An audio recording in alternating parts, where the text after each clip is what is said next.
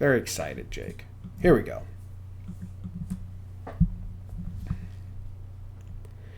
Today is August 19th. It is a Yankees off day. Catch a little breather, 19 games in 17 days, and now we get to catch our breath as the Yankees set up shop in the West Coast. In the meantime, let's talk some Yanks. How about that?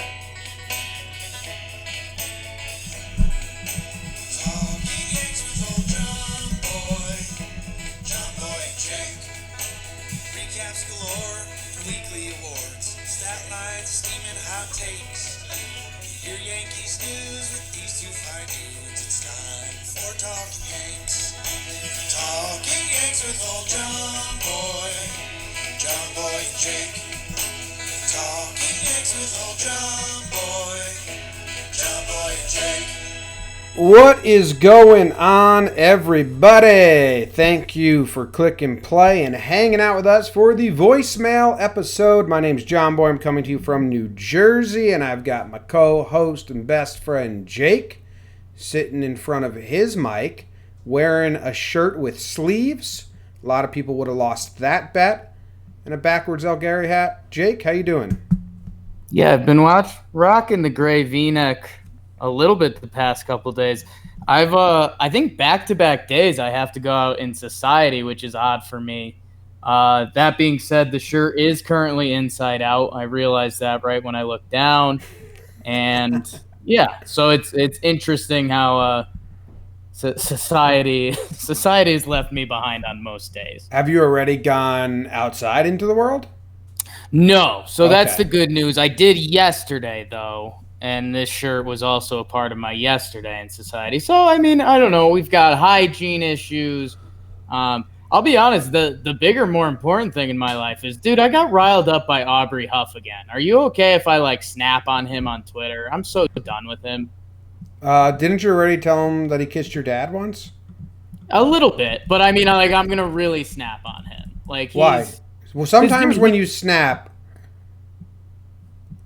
you should just make sure there's humor involved. Sometimes you come off like, wow, Jake's really angry. Yeah, I could see that, but that's what a snap is, Jim. Yeah, we'll see. I mean, Aubrey Huff's just a dick. He's literally going around to reporters online right now and just basically saying, you never played baseball, you can't talk about it. And it's oh, you're just a really dumb misogynist pig. Okay. So yeah, it's just an FYI. Watch out for it. I think I've dodged today. I almost started writing up a tweet, but I think next time I see it, I'm probably going to jam it down Aubrey's throat. Whoa. Yeah. You'll never be invited onto his podcast. Aubrey Huff that? Off the cuff. Oh yeah. And I'm hoping it lands there because I can flash 2 top 5 sports podcasts, and what can he flash? So I would, if I was playing a baseball game, I think I would want Aubrey Huff. But if I wanted someone talking online, I'm currently picking me. So there you go, Aubrey. I don't know how I got tagged in this Tango Tiger tweet, but that always scares me. Scary analytics. Crazy. I'm out on that. Too smart. For that reason, you guys are too smart. You excited? You know why I'm excited? Because we have the soundboard back, a little behind baseball here, behind Talking Yanks. We have the soundboard back, which means the editing time on Talking Yanks voicemail episode is probably 2/10 of what it is when I don't have the soundboard. Right. And it's an off day. After this, I'm going to the city to do some fun stuff with my girlfriend Caitlin. It's her birthday. We're sleeping in the city on the streets. She doesn't know that. Whoa. Yeah. You know, it's this all-inclusive, live like a homeless person in the city. You pay a tour guide, and you just kind of do everything they do. I saw that. That's in Brooklyn. Very hip. Yeah, very, very hip. Yeah. So, we're going to grind it out. It should be a nice, fun vacation. Sounds nice, man. Yeah. So if you see me in Greenwich Village or Soho, say hi, I guess. Maybe. How are you? I'm good, man. I normally get I'm usually pretty juiced up for the voicemails. tweeted out some good Tanaka stats. Happy about that. Yeah, ready to get it. Okay. I'm meeting up the Rockies podcast that we're friendly with. I'm meeting up with him to watch the game, and I think he's going to put a mic in front of me for a little bit. And I just saw he had a Mike Talkman tweet today, and I was like, oh, okay, gearing up. I'm really excited to talk Mike Talkman with him, because the last time we met up, it was before Talkman really got going. Like, we were still in the Talkman, like, yeah, he's been kind of solid. He has his moments. And now, Mikey T, he's on like the top of these defensive metric charts. He's obviously been killing it with the bat for the past couple like months. So I'm really excited to talk some Mikey T now, maybe, and Mikey T later. Yeah, okay. So some shopkeeping before we get into the event. We do have the Talking Yanks at the Stadium event. If you're a Patreon member, Jake just flashed all the Patreon members. If you're a Patreon member, you can go buy them now for a little bit of a discount and early access. They will be available to everyone soon. It's September 17th versus the Los Angeles Angels of Anaheim. The seats are in the left field box seats right in front of the bleachers. Then it's 90 minutes of open bar, open food, and we'll all meet up. You get a shirt as well. We'll all meet up. We hang out. We have a good time. Crowd surf Jake onto the field and all that. And then the next day after that, September 18th, I have to shave my face and tape it to Jake's face. That's the official day. For everyone's like, how come he hasn't shaved yet? Right. And Aaron doesn't know. Got to 1,000 reviews, so I'm shaving. Big day. 1,500 before the season ends and Jake's chopping his dick off. I don't know if you thought about this yet. I know we have a wedding at the end of September. Your beard will be back for that, right? I think I'll have enough stubble that I could get through to it, but yeah, it'll definitely be less than usual. Okay. Yeah. Katie's not excited. How much Katie's not excited is scaring me. Right. I thought she'd be interested, like laughing and interested, but she's right. Like, I don't want to. She's never seen me with a clean face. It's been a decade. Yeah. It's exciting. You're fatter than I thought. Fuck. I've never been seen with a beard, so I mean a lot going on. Yeah, we got to figure out how to paste my beard to your beard. That'd be good. All right. Voicemails, let's do it. What's up, Talking Yanks? It's Michael from Petaluma, California. Just wanted to get your thoughts on this upcoming West Coast swing, where we go to Oakland, the Dodgers, and Seattle. Just want to get your thoughts. Oakland's obviously in contention. The Dodgers have the best record in baseball, or tied to the best record with the Yankees. I just want to know how important you think this is. Love the pod. Go Yanks. Good question, because the West Coast trips always are brutal. We had a really, really good one earlier this year when we swept the Angels and then took 2 of 3 or swept the Giants. I don't know. We had a really good West Coast trip, which isn't expected. But this one includes games against Oakland and the Dodgers. So that's tough. The Oakland team has played us really hard the last 2 seasons. I think we're 1-6 in the last 2 seasons at Oakland. So that's not good. And as the Yankees go around, Yankees fans are kind of saying like, oh, this is going to be a good test. We're playing good teams. That's exactly what the other teams are saying. The best record in baseball is coming to Oakland. They're going to be geared up and ready to go. If the Yankees are having punt days or, still organizing stuff, this means a lot more to Oakland. They're fighting for a wild card spot. Yankees are fighting for first place in the AL, but we're going to run into a buzzsaw of an Oakland team. I'm not saying that we're going to lose, but I think it's going to be a really good battle. Then when we go to LA, I think those are going to feel so casual. I think they're going to feel like exhibition games. LA's not playing for anything. We're on the same path. You know what I mean? I think everyone's going to want the LA series to feel like this big, intense game. I think that's the Oakland series. I think the LA is going to feel more friendly and like an exhibition game. And then Seattle, I think the Yanks have done good in Seattle recently. That should be fun. But Jake, what are your thoughts? Yeah, so there's a couple different dynamics in play. I'm very much with you that, I mean, for this West Coast trip, 9 games, if you can somehow win 5 or more games, chalk that up as a win. I don't care how it looks.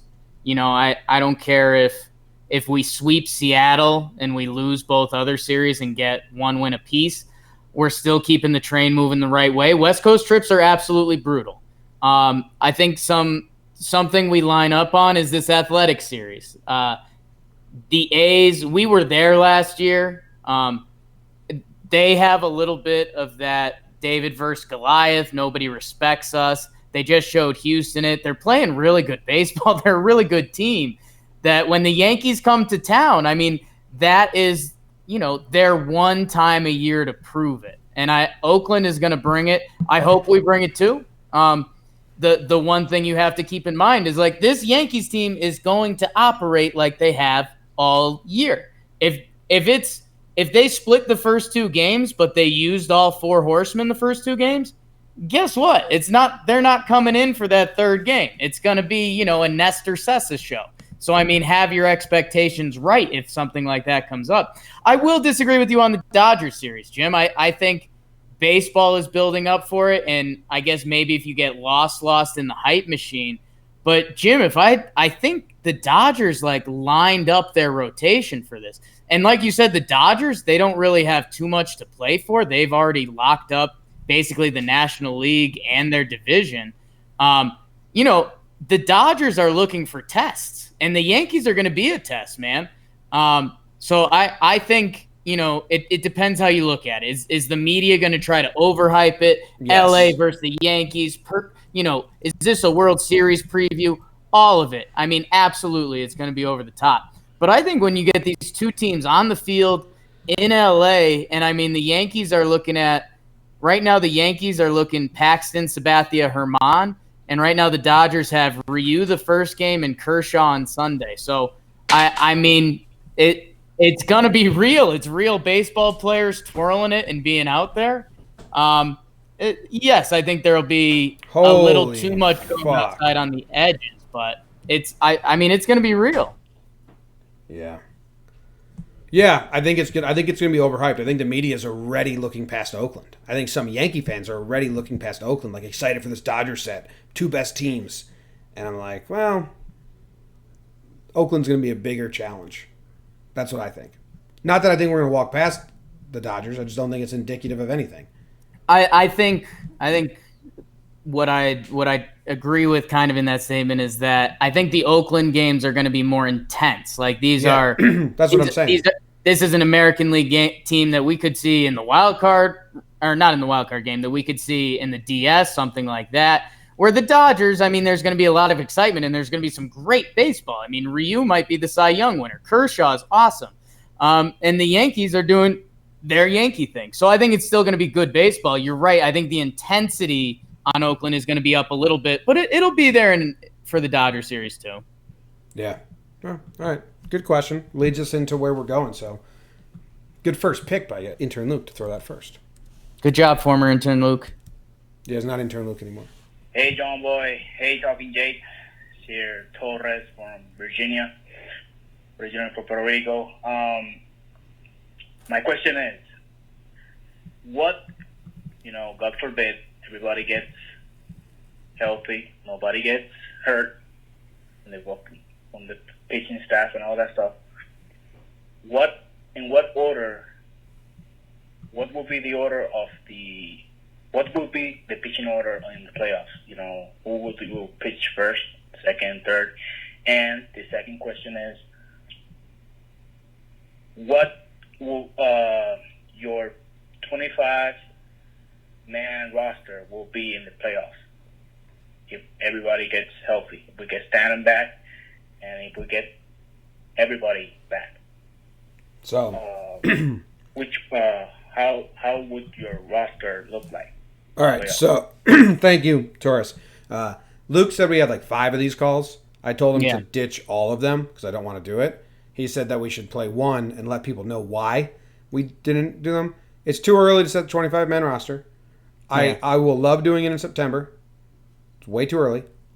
Pitching rotation, still too early. Tanaka's my number one right now. I actually don't think it's too early on that. I think you can say Tanaka's your one game with his postseason experience and what we've seen. And I mean, it's like Paxton isn't going to be able to jump Tanaka mentally for us.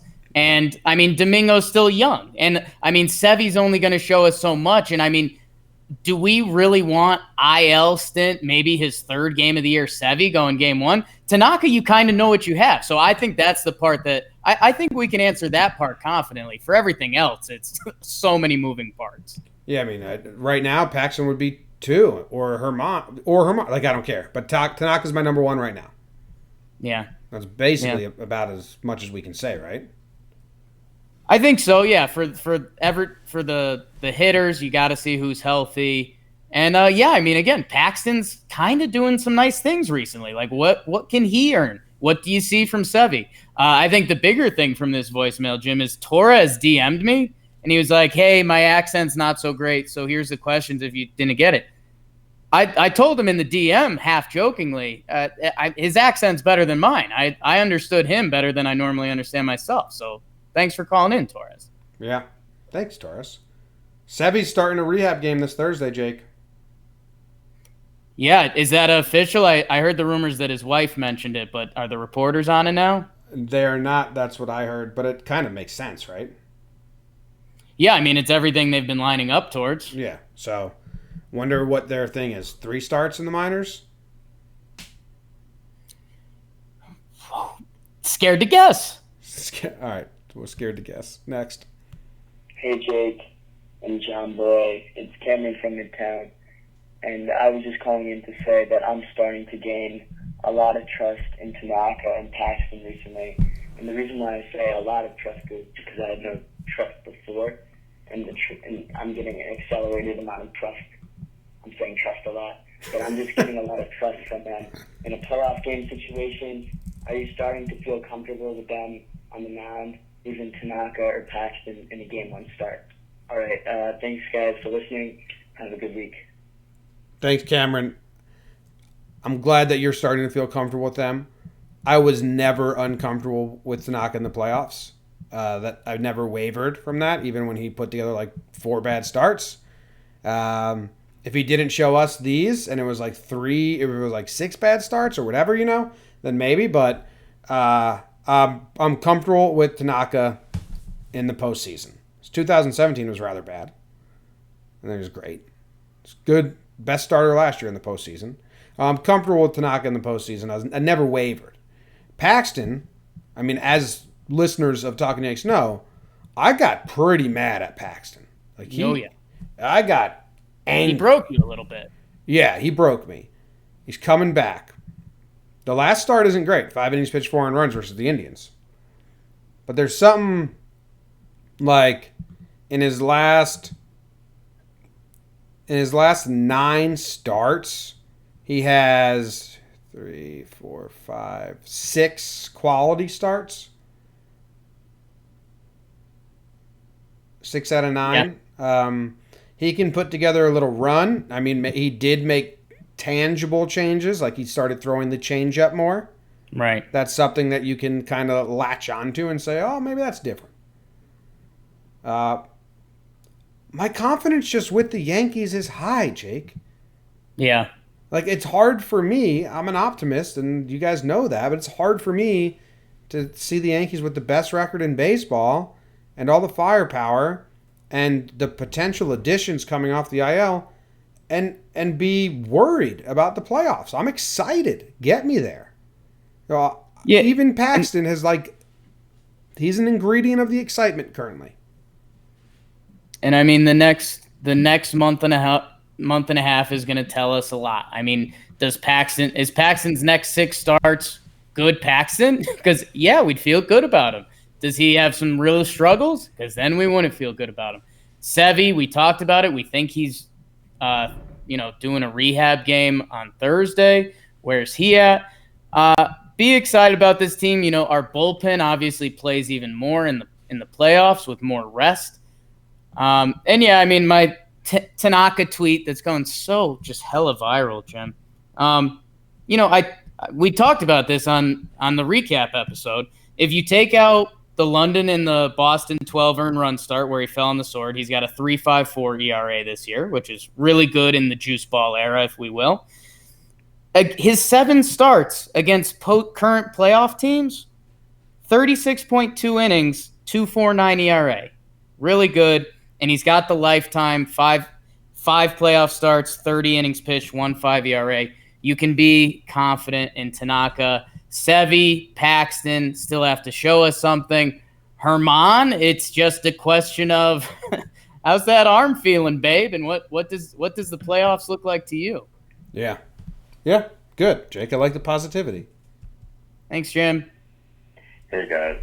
Just watching the game now on Saturday, watching Paxton do first inning Paxton kind of stuff, and I have to wonder if maybe it's a move to do something like Chad Green goes in the first inning and then put in Paxton to start the game from the second inning going on forward. Let me know what you guys think. Thanks. We've talked about this a lot, and in the past, Jake, you and I have both thought if you delay Paxton to the second inning, you just delay his struggles to the second inning. Don't think it has to do with the players he faces. I think it has to do with his mental mindset, and a little bit of like getting in tune with his body. But I think the fact that he knows he doesn't have pinpoint control right away hinders him his confidence. And like, what's the term he said? Pitching downhill, pitching with emphasis. I think those are the words that he said. Oh my God, yeah. So I don't know. I also think that to just give in and say Paxton can't start games is like a terrible message to send to him when right now we're the number 1 team in baseball and kind of have a little wiggle room and been winning his starts. Right. Even with his bad first innings, the better message for Larry and Boone and co to send is like, we're going to figure this out together and we're going to overcome your first inning struggles instead of saying we're giving you an opener because you're doomed in the first inning. Yeah, that's this ties into. I think this ties into a lot of stuff that, not to give us take us down a peg, but this is stuff that like nobody knows about. Like, how are Paxton and Boone and Larry all getting along? Like, is James Paxton the guy that you could casually say like, James, we all know about the first inning stuff. Like, would you be cool with trying Chad out there and coming out the second? If he's like, yeah, I'll try anything. If it helps the team, sure. Or is James Paxton the kind of guy that's been, and this is probably more likely, touted his whole life to be this great starting pitcher, and taking the first inning out of him is like pulling the chair out from under him. Yeah. And these are the kind of things you have to know about a player and his personality. I'll say this, Jim, if it was the first example and James Paxton was kind of a low-key, I'll try anything, whatever, I would try it, which is coming a long way from where we originally were with, like, no, his first inning's his first inning. For me, it's still totally mental. Like, if Chad threw a clean first and Paxton came out for the second, that first inning, if he somehow gets out of it, whether skill or luck, I think even James Paxton would be like, yeah, this opener thing's great. First inning's out of the way. Let's go do it, huh? If he comes out that first inning after an opener and he gets touched up, it's over. Like, the experiment is dead. Yeah. I think that James Paxton sees himself as a stud starting pitcher, and to ask him to give up the first inning and basically say we're giving up on you overcoming this would be kind of a bad mindset to pass along to him. Jim, I've got a big spin zone if we need it. Love spin zones. I mean, James Paxton might be the best starter in Major League Baseball from bouncing back after giving up runs in the first inning. What's that? I mean, so James Paxton pitches the first inning of a game. If he goes scoreless, I mean, it feels like we've already won the game. It's like an uncontrollable win for Yankee fans. If James Paxton gives up 1 or 2 runs in the first, we kind of collect our breath and are like, all right, let's run it. Like, I don't know. Any other starter does that. I think you get a little more nervous. We've seen Paxton do it so much. We're kind of like, all right, cool. Yeah. Yeah. Someone said someone was fighting your Tanaka things. Oh, it's so funny, man. So I chopped up the stats a little bit. I took out 2 starts. I only took out 2 starts out of 25 starts this season, and the 1% of people that are coming out are like, well, yeah, if you take out the bad starts, the good is good. Well, if you ignore the 23 out of 25 good starts, you're an asshole. Next. Next. John Boy and Jake, it's Sam calling from the Jersey Shore. Just a quick question. Just saw Mike Ford fly out in a good RBI opportunity. Got me thinking, kind of sick of seeing him. Kind of sucks right now. And I was thinking, what's the deal? Who else can we put there until Voit comes back? Obviously DJ, but you need another first baseman. Wondering what your thoughts were. Also, wondering if you think that Clint Frazier is going to be up at all before the end of August. I know the service time thing could be a discussion. Wondering what your thoughts were. If he helps us win a World Series, I don't really care about his attitude. If he can help us win, then so be it. All right. Ford's not doing great. I don't see a need to not let him keep doing what he's doing. I'll say this. It would have been cool if Greg Bird was somehow healthy and hitting bombs at AAA, but he's just not. Because I think that'd be a fun talk. But, yeah, it kind of is what it is. Yeah. Mike Ford is not helping nor hurting the team currently. Yeah, and they don't want to play LeMahieu every day at first base, so you need someone that can play first base. So that rules out, just bringing Clint up to DH or anything. So it has to be a first baseman, and right now, it's Mike Ford, and I don't think you could point to anyone else that it would be. Yeah. You think Clint will be up after the service time stuff? I don't know. You and I think we both agree on the concept that, Clint in the front office and his agent definitely had a conversation that was something like, hey, so we all kind of thought we were going our different ways. We didn't. Let's kind of make the best of this. Or at least I think that. So I don't know. He hasn't been doing great at AAA. I won't say never, but I would lean no. But I could see a chance. He can still be a right-handed threat of a bat. I don't know. We think he'll get called up in September call-ups, right?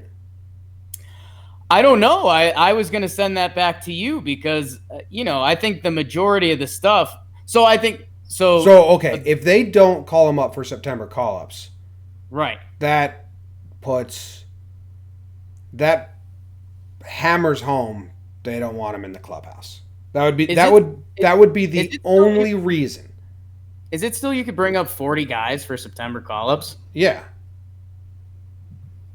Gotta bring them up, right? Have to. If they don't, that hammers home that, they're done with him, trading him, don't want him in the clubhouse. I would think he comes up for September. Yeah, I thought they reduced the September call-ups roster, so I was doing they some want math, to. I don't think it's been implemented yet. Yeah. I play in one of my nerdy out-of-the-park baseball leagues that is that, so that's where my brain was at. Yeah, I think it would be okay, but I don't know, Jim. There's a couple guys in that clubhouse who aren't Clint fans. If a couple of those guys put their hand on the table and said, don't bring him up, I think they'd listen. Yeah, I do. Move on. John Boy, Jake, John Lescott here from Massachusetts, Red Sox territory. So I got a quick question for you, John Boy. Congrats on breaking 100,000 followers on Twitter. So you must get a ton of tweets, a lot of them being really idiotic stuff. So I just talked to a guy, I'm like, Jim, about the Yankees. He just said half over Domingo in the playoffs. Very surprising thing to say from a Yankee fan. What is your go-to how to deal with fans that don't know what they're talking about but are 100% serious? John Boy, give me some advice. Jake, love listening to the podcast. Underrated. Shadowed by John Boy. Love ya. Let's go, Yanks. How to deal with dumb fans. I've kind of overcome this. I was bogged down by it the first So two I missed years. one piece. Is it dumb Yankees fans, dumb Red Sox fans, or just dumb fans? He's trying to. How do you deal with fans that talk like they 100% know what they're talking about, but clearly they don't? It's really just a Right. life thing. Because like saying Hap over Domingo in the playoffs right now is really Right. just. I don't know why you'd say that. You just don't pay attention, but I don't know. Advice to everyone: don't talk about things you don't know about. Don't talk on things you don't know about. And if you do, say, "Oh, I don't really know, but I thought this." Present it that way. Right. But we run into this in talking baseball. We're like talking about the Tigers, and I'm like, "Hey, I don't know anything about your prospects, but it seems like you don't have much going on down there." So what Right. better than saying like, "You guys got no fucking prospects"? But I just think- ignore them. Jake, you're in the thick of it a little with fans. At times. I don't know. I think what I would say is it turns into the lead the horse to water thing. Like, you can lay out stats and information. I mean, end of the day, people are gonna think what they want to think. But I saw a guy today who was mad about the Tanaka tweet, and his last 6 tweets were angry about the Yankees pitching. We're the best team in baseball. So it's like I can't even imagine if the Yankees were like a 500 team, God forbid. Never mind the best team in baseball. So it's a people thing. It's rationale. And I in the words of John Boy, one of the only things I'll take from him is, a person can be smart. People are dumb. That's from Men in Black, but yes, I'll take credit for it. Yeah, John Boy, Men in Black. Yeah. Oh. Whoa. What's up, John Boy and Jake? Sam from Staten Island calling it again. Take 2. So I was just doing some research and I saw that next year, 2020, they're getting rid of the September expanded rosters. So you're not going to be able to have the full 40 man from September on. Wow. And I think that's really stupid because let's say that took place this year, we probably wouldn't be able to keep guys like Maven and like Valera, like just guys like that. They wouldn't really be able to stay on the team because we have to DFA them because you'd have to get rid of like your vets. They probably wouldn't want to go to Scranton, I would think. So what do you guys think about that? I didn't really hear anyone mention anything about that. So I think that's extremely stupid. They should keep the expanded rosters for September because it's also good for Reds guys too, and that gives you more options for that. So let me know. Thanks, guys. But they're still, thanks, Sal. They're still expanding rosters, just not as much, right? Yeah, just not 40, man. I'm in an article now, and man, Jimmy, we are so good at planning out these episodes because we totally played it cool. Like, we had no idea this question was coming up, but I mean, we totally did, and so we're doing great. Good job by Luke ordering them. Good job by former intern Luke. Former intern Luke. Yeah. So Jim, I think the problem here is that being able to bring up 40 men is insane. So I believe starting next year, yes. So in 2020, they're moving it to 28. And the problem was teams were getting September call-ups were originally set up so you could try out younger players and you could see what they have on the major league level. With everything we've learned about in recent years about player use and everything like that, I think didn't the Oakland A's almost push it to 40 last year? I think we played them in September and their bench just looked hysterical. So the problem was teams were abusing it from its original use. I still think there's value in it considering A, getting young players being able to play, B, wear and tear on the players. We're learning all sorts of new stuff about relievers getting used because relievers are being used at a higher rate than ever. So yeah, I think they just wanted to limit the bodies. I mean, even going from 40 to 28, that's a huge jump for baseball. 28's kind of low. I would have went to 30. I was thinking 32. I wonder why they just flat out skipped that. But to answer Sal's question, Cameron Maven wouldn't be in trouble. You would keep a Cameron Maven over calling a Clint up. Yeah. Like that, or you know what I mean? You would keep, now would you keep a Luis Sessa if you wanted to call up Davey just to get his toes wet.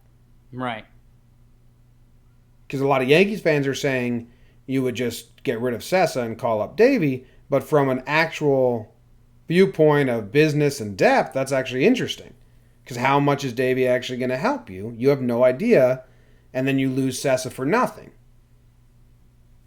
And there's going to be some interesting DFAs because of this new 40-man to 28-man call-up rule. That's interesting. I think the other thing that's pretty wild about it is 28's still so tight that, like, I think most teams would bring up 2 or 3 pitchers.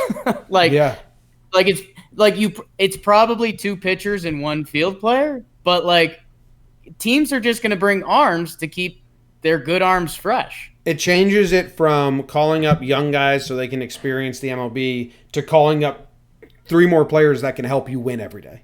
Right. Yeah. All right. Like there is a world that the Yankees would prefer to have Chance Adams just to throw 3 innings of bullets, even if he gets rocked, than having Davy Garcia and finding out what he's about, just because they know they could throw Chance those innings. They don't care about the result at all. No. Yeah, interesting. Hey, what's up? This is Todd calling from Los Angeles. I saw a tweet from John Boy saying you're taking voicemails, and I'm laying in bed thinking, whoa, when's the last time I left a voicemail? So I'm just practicing leaving a voicemail, but I want to say that I'm really excited the Yankees are coming to town this weekend, going to the game Sunday. That should be a blast, and hopefully a World Series preview. So keep up the good work, and thanks for letting me leave a voicemail. This was exciting. I feel like this is like 1995 all over again. Nice. Thanks, Todd from LA. We're a Yankees podcast. We're all also what is it? Empowerment, improvement. Yeah. So good. If you need to practice, how do you think his voicemail went? I thought it was really good.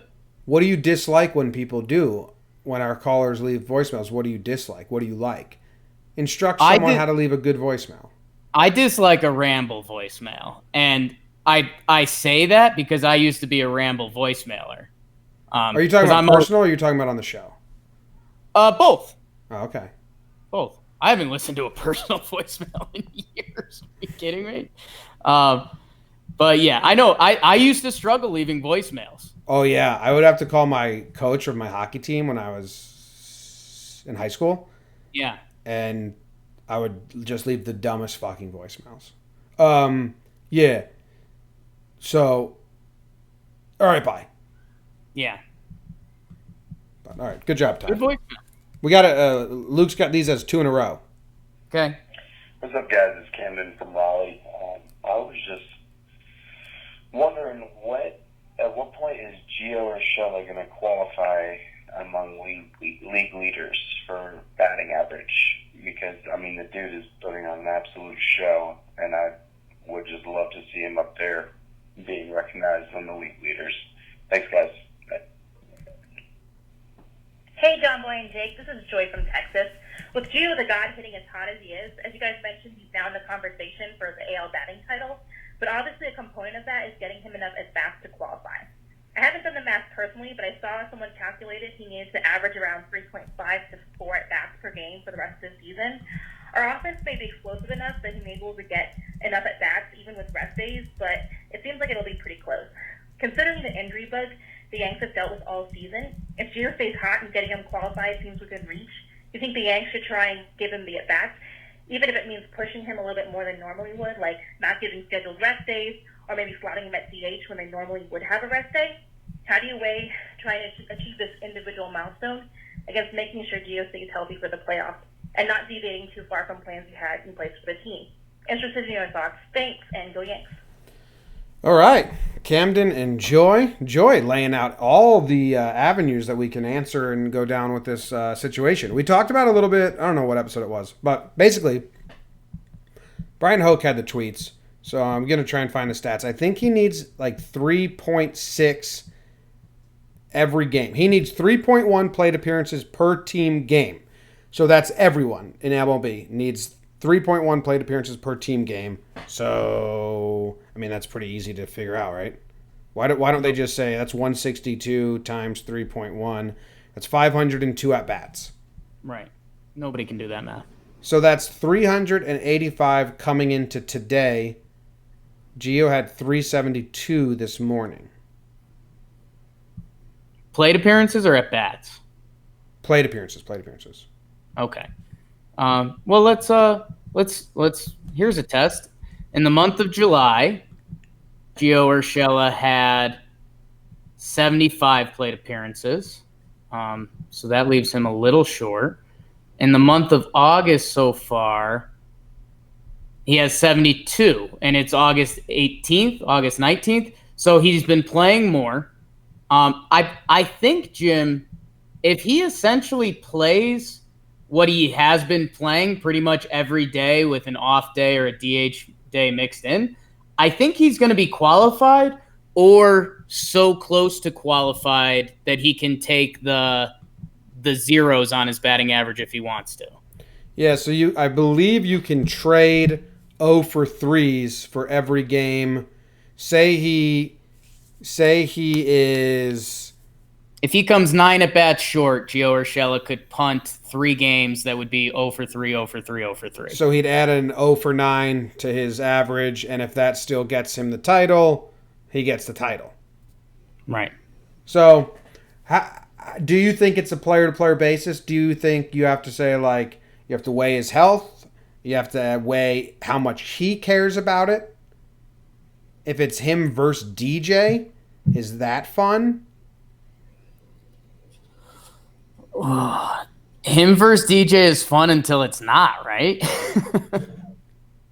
I think it'd be fun. I mean, yeah. Roger Maris, Mickey Mantle. Someone pulls away. You're rooting for each other. It's a good time. Do you think they should make sure he's eligible? Do you think they should do their best to at least get him to a point where he can trade offers?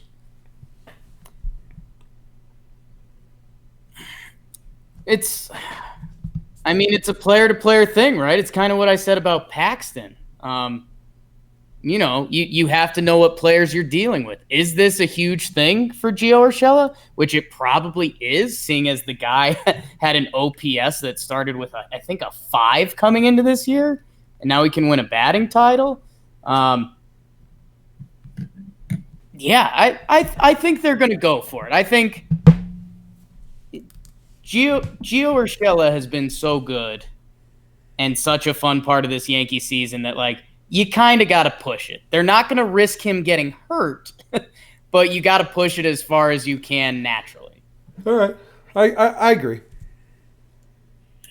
What's up, guys? My name's Caden. I'm from Fresno, California. Today is Tuesday, August 13th. And I just wanted to ask what your guys' biggest superstition move is. Like, if we're losing and you guys want to score a couple runs, what's the biggest thing? Because I know Jake, when I met Jake at Oakland last year, he told me to drink a rally beer with him. So we chugged one together. I just want to hear what you guys have to say. Thanks. Go Yanks. I don't think Jake was chugging that rally beer for a rally. That was a cover-up. I don't know. I don't really have any superstitions anymore. What were yours? I've never had any as a viewer. I like playing, and I'm not strict to them. Like, sometimes my dad likes playing, like, don't change your seat. Or, like, I'll tell my grandma, like, you can't get up now. I'm not, like, strict on it, like, crazy OCD person. When I played sports, I had a lot of little, like, superstitions or, like, kind of traditions that I walk through before every single game. It's kind of just gets you into the mindset of, like, okay, we're playing today. This is what I do before games. Oh, pistachios. Rally pistachios. Thanks. Spike Manning in the chat just did that.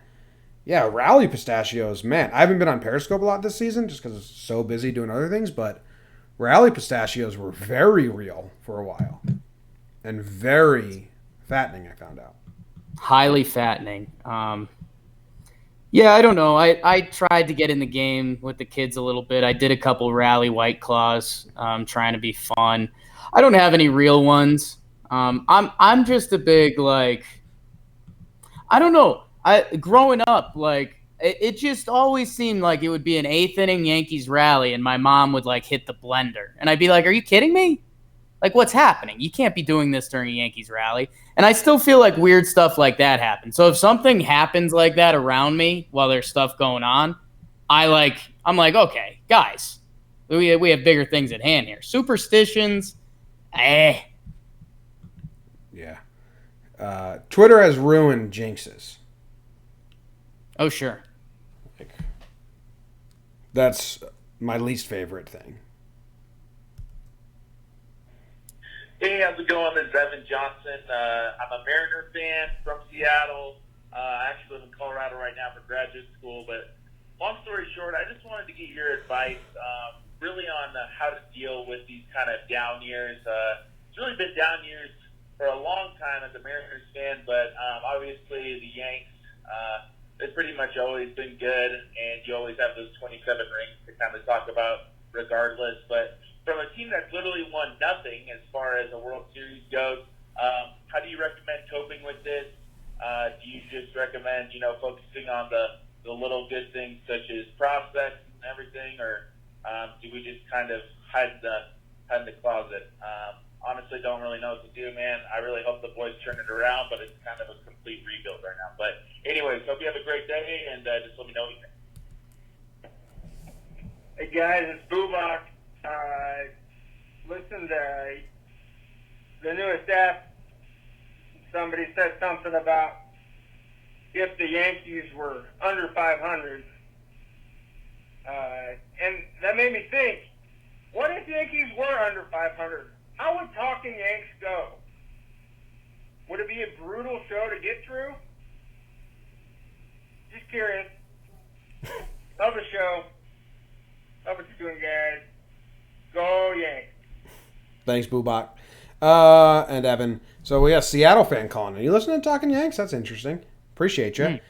Jake, I have the douchiest answer to this. Wow, here we go. I often think, the Yankees haven't had a losing record in my lifetime. Right. Or maybe 89 and 90. Yeah, there's 2 in our lifetimes. Everyone was doing that math the other day. 27 in a row, right? Yeah. If I sometimes look at diehard Orioles fans and marvel with respect, and I wonder, would I? Could I?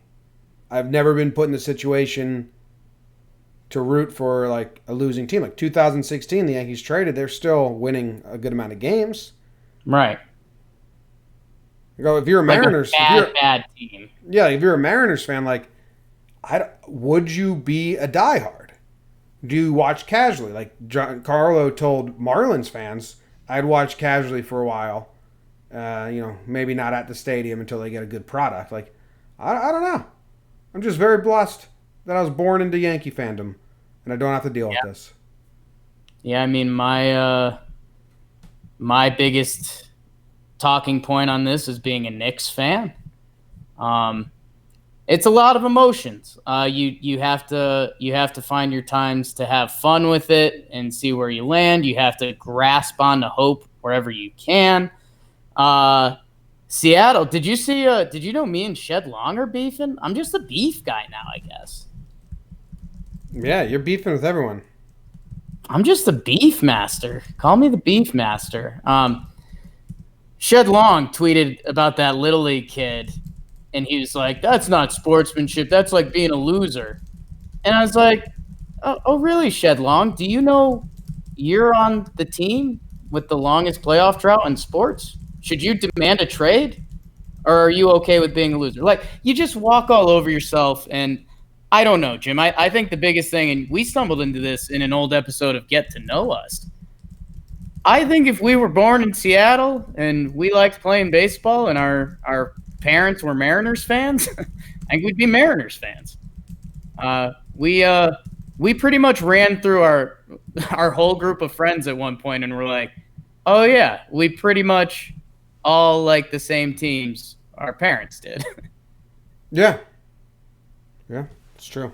So to answer these guys' questions, if you're a Mariners fan, I think you got to hang on to the prospects. Yeah. And the personalities and the players, and just kind of like baseball in general. Yeah. Butter knife, Jim. If the Yankees weren't a 500 team, what would Talking Yanks be? I have no idea. All the top baseball prospect podcasts are Talking Yanks because it's the biggest fan base. Boom And Russ. Talking Baseball, Jake and I, Chartable 1 and 2, killing it. So, whatever. Hey guys, it's Cameron from Midtown calling again. I've just watched CC start. Went 3 innings, 67 pitches, I think. And I've seen a lot on Twitter and Instagram about how everyone hates CC pitching and they're getting tired of him and tired of the mediocrity. And personally, I kind of give him a break. Despite getting in that really rough second inning, the 4 runs, without that home run and the bad play by Gregorius going home instead of first, I think he would have had a better outing. He's coming off an injury, and people are saying how bad of a year he's had. To be honest, if it hadn't been for like 4 or 5 starts, the guy would be averaging like 6 innings pitched and 3 earned runs. He's averaging a quality start. What more can you ask from him? He's ancient. You know what I mean? All right, thanks, guys. Let me know. What are your thoughts? Well, Jim, I was a big Sabathia defender for most of this season. And, Jim, up until middle of July, that wasn't a bad thing. He had a 4.06 ERA. He had 4 straight quality starts. And I was not jokingly, I was semi-serious, but with a twist. I was calling him, the best 5th starter in baseball because you just knew what you were going to get. He was really consistent. His past 3 starts, including a big IL stint in between, have been bad. But that being said, he just came off the IL, so we can't really judge him on this one game. We've wanted a little more from CeCe. There's no doubt in that, especially of late. And again, hey, he's going to get, 2 more starts in August and 5 in September? If he puts together a run of, 6 out of 7 good starts, his numbers will look a little more CeCe. I think, it hasn't been his best year. He is getting older. I'm not going to point at distractions or anything. And you know what? He's probably a guy that the juice ball era doesn't help out too much either. His start is not good. It's only 3 innings, but his pitch count was way up. Give him another. Let me do another start. Yeah, I don't think CeCe's been brutal. Could be better. I like that he's on the team and with the guys, and I think still brings a net positive when you combine the clubhouse and the off the field with the on the field. And James, I didn't. This is the good stuff to tell the people. I didn't look at these stats, but now that I am looking at them, they back it up a little bit. A lot of CeCe's peripherals aren't that far off. His walk rate is there. His strikeout rate is actually up a little bit. He's just given up more than double the home runs he has. So I don't know if you want to point to juice balls. Maybe it's a CeCe thing. Maybe it's a little both. But Jimmy, on his home runs per 9 innings last year was 1.1, and it was pretty much 1.1 the 2 years before that as well. This year it's 2.4, by far his highest in his career. 2.4? Yeah, so it's more than doubled. Bam, that sucks. Yeah. All right, we got another 2-parter. Oh, this is Luke's voicemail of the day. Luke's voicemail of the day, brought to you by Blue Chew Noodle. Hey, no, it's I've been one of the ones who was against Brett continuing his childish antics of banging on the roof of the dugout, but I think he found a solution for us all. The gesture, let Brett bang. Aaron Judge adopted it yesterday. Why not? I think it's a compromise for all Yankees fans, so let's adopt that hand gesture, naughty or not, however you want to do it. Take care. Let's go Yanks. All right. And then... grab some water. Jade, excellent podcast. Nice job with John Boy Media. These umpires need to have some kind of accountability. This is ridiculous. I'd much rather have him banging the top of his bat rather than breaking stuff, breaking coolers, breaking telephones.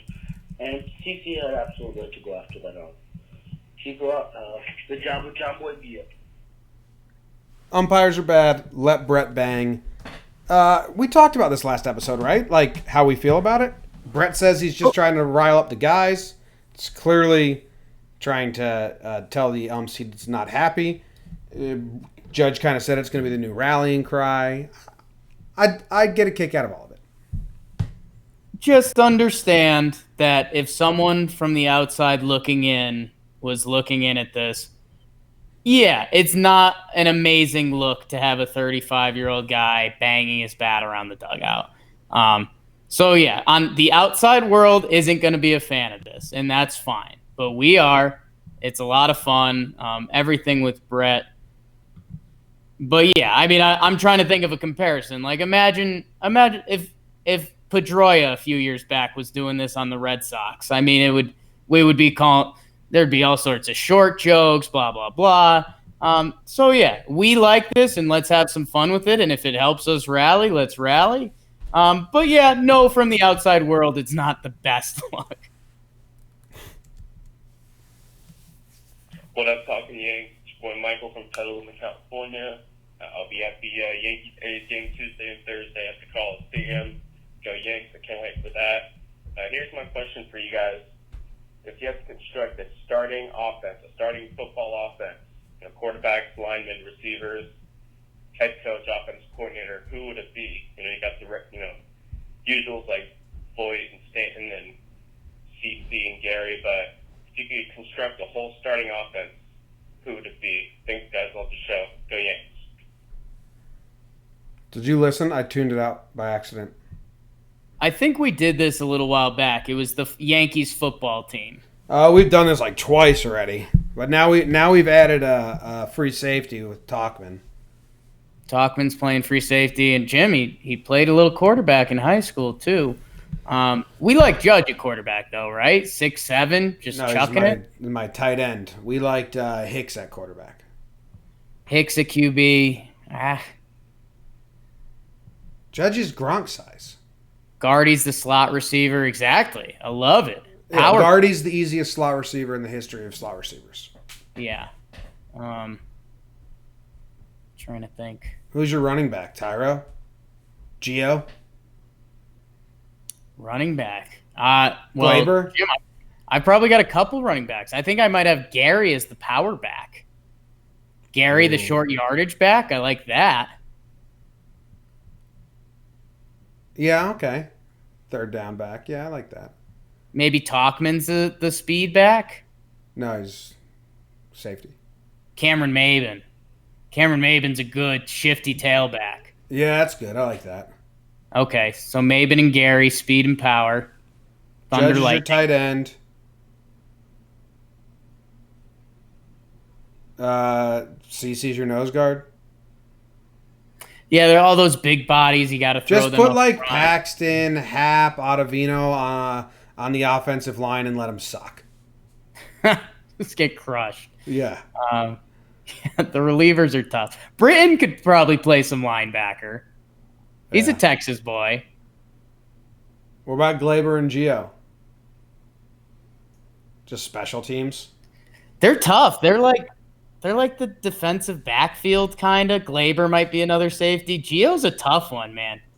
I feel like Gio's one of those classic slow receivers that you're like, yo, how does that guy catch it every time? He's got to be on the hands team somewhere. Special teams. Yeah, you get everyone in there. All right, cool. Did it. Okay. Hey, John Boy and Jake. This is Dylan Powers from Tennessee. I got two quick questions. Tennessee. With 36 games left and an easy September, what do you think our win total is going to end up? And with Hicks, Voigt, Edwin, and Stanton coming back, what do you think our playoff lineup will look like? Thanks, guys.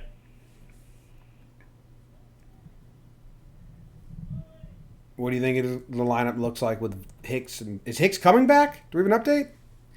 I don't know if we have a Hicks update. I know this is a fun game for people, but I think all the lineup stuff, we just got to see who's there. Once I know who's on the roster, I'll give you every guess at lineups. All right. Yeah. How many wins will Yanks get? That's the other question. And Jim, this one is kind of fun, right? Where are you at on this? Because we've already crossed the if we're 500 from here on out, we're over 100 games, right? Yeah. How many games left are there? So let's see. Oh God, I did this a bad way. I don't know. 127, 162 minus 126. That many games. Nobody can do that math. 36 games are left. 36 games. Okay, here we go.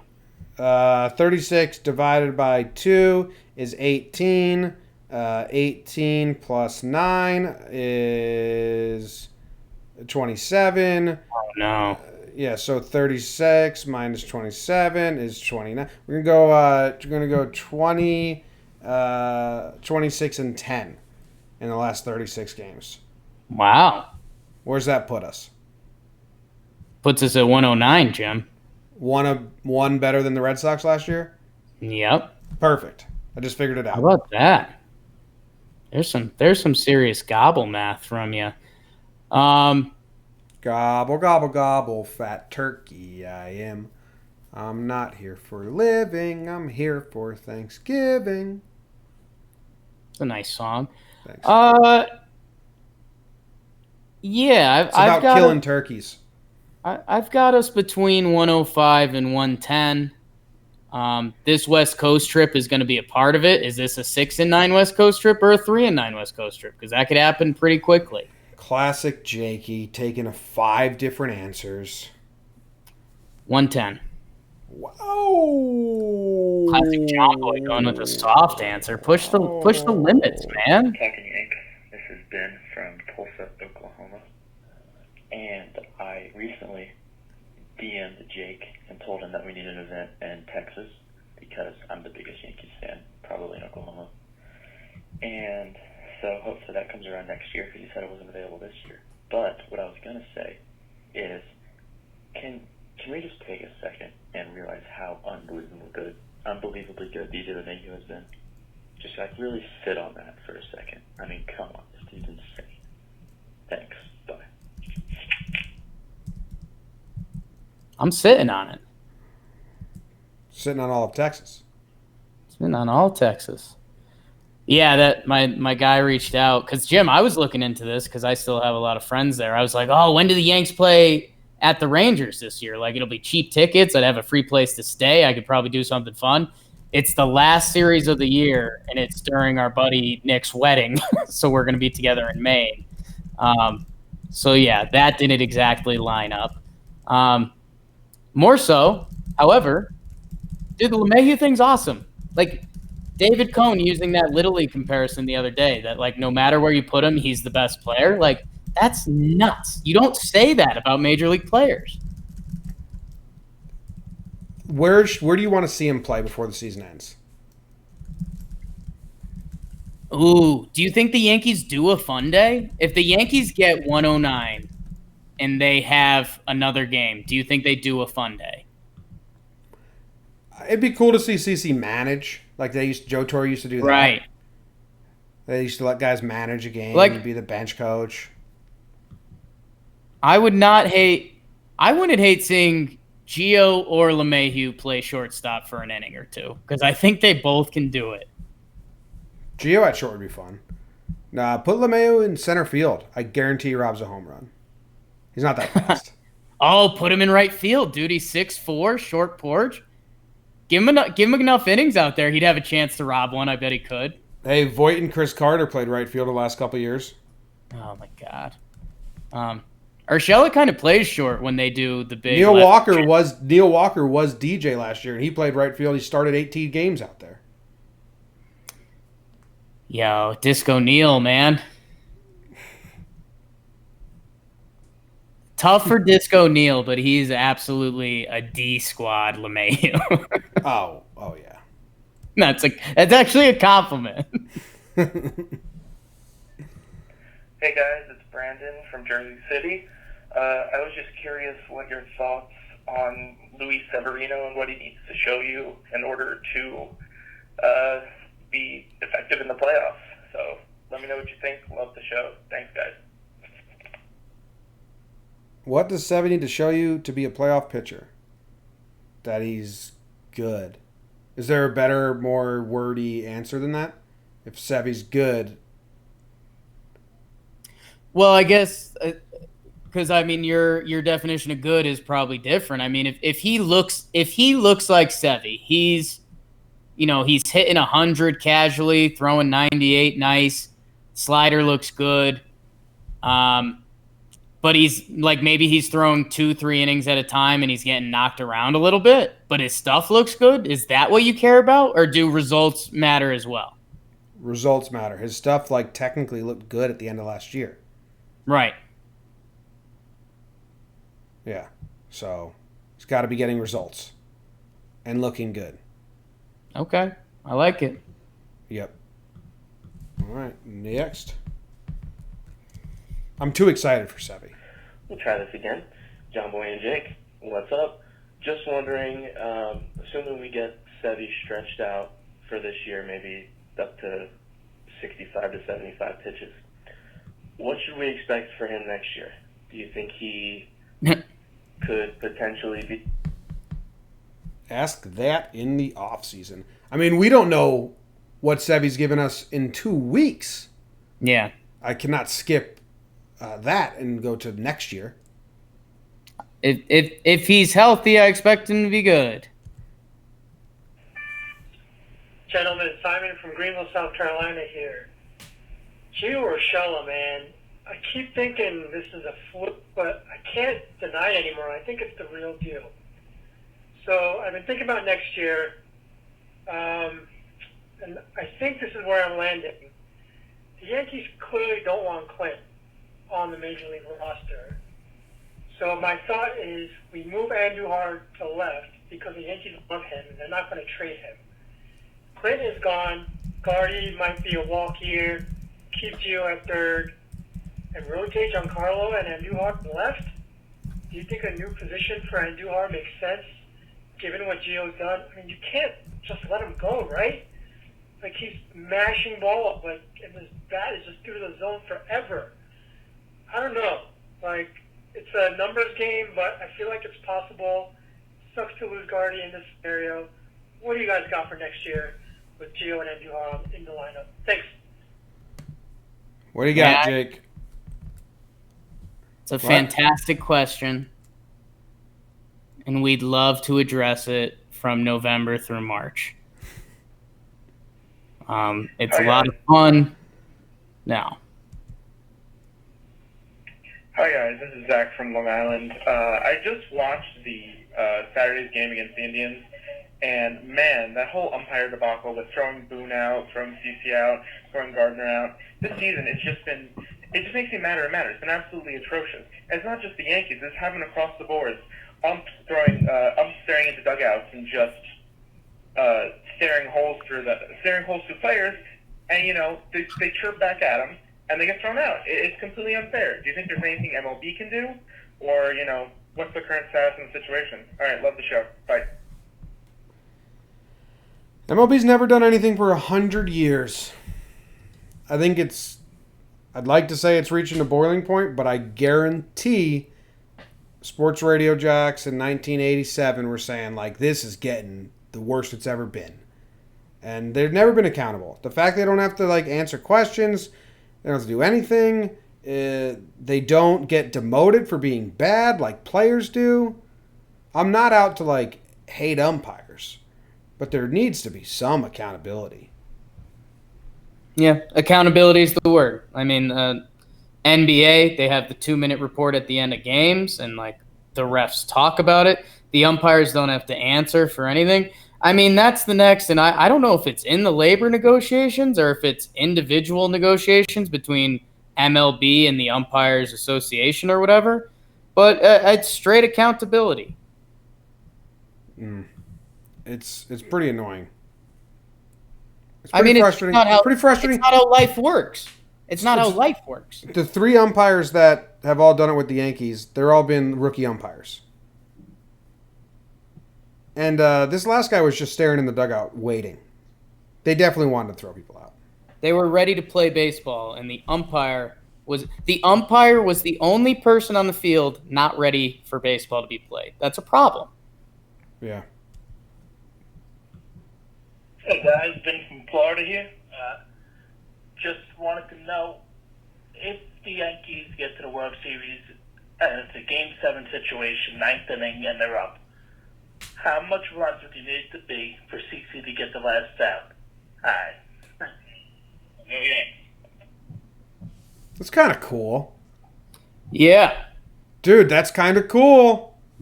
This question's come across my timeline a few times. I'm interested to see your thoughts on it. I mean, what a fantasy world. The Yankees are about to win the World Series. They've got 3 wins. They have a lead in Game 4. How big does the lead need to be to bring CC in to get the last couple outs? 0. Not a thing they should do. You want a tied game. You want to bring CC in a tied game. Oh, let me be clear. If it's a 12-run lead, bring in Aroldis Chapman or whoever has been our best bullpen option out of the pen. The World Series is not a time for sentiment and pity play.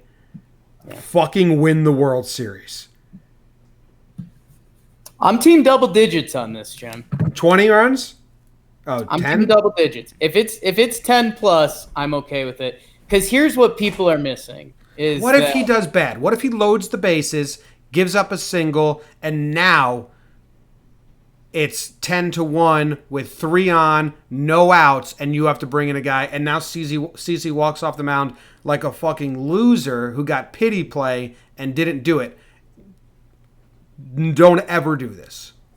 So that's the thing. 10 plus runs, you still win that game if that situation happens. But CC walks off and it's like, that sucks. And CC has to joke it the rest of his life like, yeah, wish I had one more good one in the tank. And, you know, if that's what him and everyone wanted, sure. But I think that's what people are sitting there and they're like, well, if it was like 6, would you throw C? And it's like, No, that's not even close. And I mean, the fact that we're even having this conversation, like I think CC Sabathia would laugh at. Like he doesn't want it. If it's 20, I'm not throwing him. Because the embarrassment of him not finishing it taints his World Series victory. He could finish 20, I think. Yeah, but like struggles? Come on. There's no positives that come out of that. Well, there is a positive, but it's like not worth But he's it. already winning a World Series. Right, that was the goal. That's the goal. As a starting pitcher. Yeah. Hey, John Boy, it's Royal Rich here from West Hollywood, California. First time call, long time fan, as you know. Which Yankees staff member do you think's got the best chance of getting a head coaching job next year moving forward? Because something tells me Boo's got these guys kind of on a national spotlight. Nevin's been looking really good. You think any of these guys got a chance to move on and coach a team? Thanks for your time. For you. Interesting. Larry, no. Been there, done that. Not going to do it again. Wouldn't Bard kind of be the guy? Yeah, he's the bench coach. Right. Reggie Willits is the first base coach. I mean, Harkey, no. You know who the sleeper is? Pelletier, who? It's Marcus Timms. I mean, Marcus Timms is going to have a nice little resume if he could point at Urshela, Talkman, a couple other guys, and claim to have straightened them out. Yeah. I don't know. You invite him in the room, you hear him out. I think Bard's the next guy. But, dude, honestly, I know surprisingly little about Bard. Like, how much Zimmer was in play when Torre was around. Right. I mean, for being the bench coach, we hear way more about Marcus Timms and PJ Pelletier, way more about Larry Rothschild, and way more about Phil Nevin. Dude, we hear more about Mike Harkey. Mike Harkey, yeah. Surprisingly very little talk or, like, I don't even know if I seen like a Josh Bard quote. He was yelling at the ump yesterday. Be a fucking professional. I like that. But yeah. Very quiet for a bench coach. Oh, new Talking Yanks mission? Do we have to track down Josh Bard? Well, PJ's friendly with me, so I can ask him. All right. Yeah. Tilly. That was the last voicemail, Jake. We did it. Cool. We cleared him. Gonna go to the city now. Do my homeless thing. It's nice. Love it. Can you? Send some pics, man. Keep me updated. No phones allowed. You think the homeless have phones?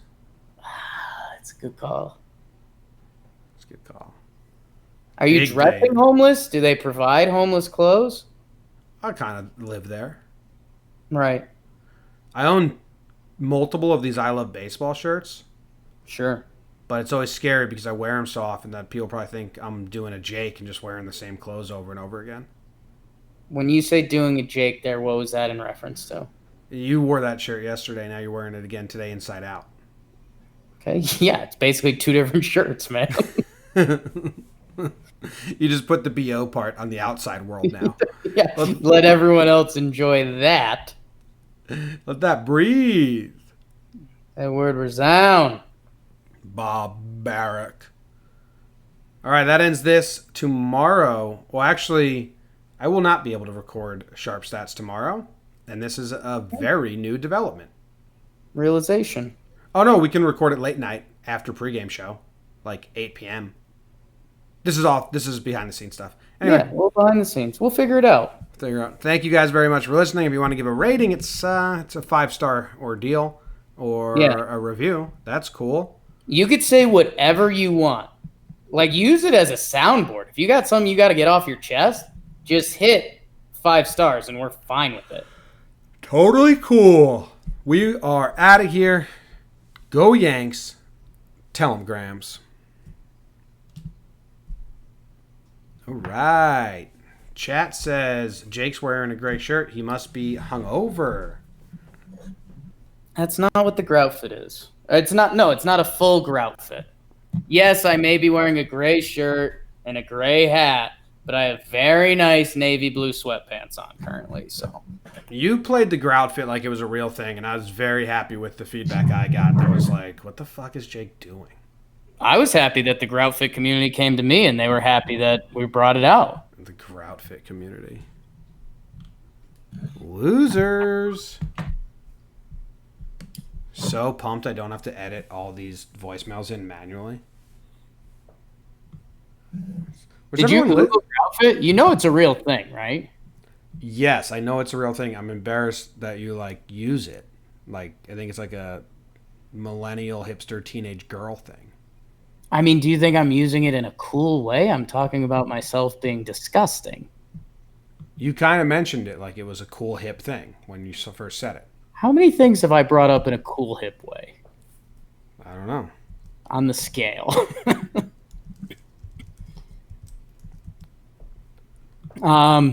Well, my memory card got full at a middle point, so I cleared it and reset it. But I saw you struggling, but I couldn't really. And it wasn't even because I did it. I cleared some old stuff, but I had to reformat it because I hadn't done that in a little bit. So it wasn't even the files on there. I cleared it, put it back in. But whatever. I have the start and the end. Where's everyone watching from today? Got 13 people hanging out with us still. Okay. Is it a work type thing? A Google image of Groutfit returns images of only women. Wow, boom roasted, Jake. Sorry you like looking at that. What are you talking about? Kanye West is the 4th image. 6th. For me. He's 4th on mine.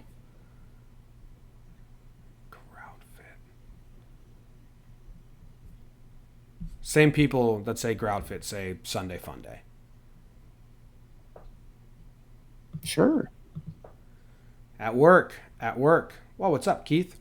All right. Dude, how about that lady? So Jordan said sounded like a voice of a phone sex line commercial. Sultry. There's sultry, yeah. Sultry. All right, I got to edit this, and then I'm off to see the Wicked Wizard of New York City. New York City? Sean's happy I know the proper way to spell Sean. So many bad ways to spell Sean out there. It's embarrassing. It's terrible. It kills me that Boy Meets World Sean Matthews spelled it wrong. All-time cool character, and they spelled his name like a doofus. That's how that Sean rolls, man. Ryder Strong. That's his real name. Which sounds like Ride Her Strong. Which is fun. Does sound like that. Dude, I'm doing so much in the city. Dinner. Nice. Ghost tour. Ooh. Hotel. Some museum. Apartment hunting. And then we'll be back. Egg sighting. Ooh, we got a CCSU alumni here. Chris Lagasse. Lagasse. Did you ever spend time at Domino's? Because that was my haven. Elmer's. Do a live show from Elmer's. I don't think that's really something. All right, guys. I've gotten birthday cards with Sean, S-H-A-U-N, Sean, S-H-A-W-N, and Sean with an H before the S-E-A-N. God damn. Jeremy Marsh said Beltran would be the next Yankee manager, which probably a good chance of that happening. Yeah. There you go. Seems like he's kind of got a sweet gig, though.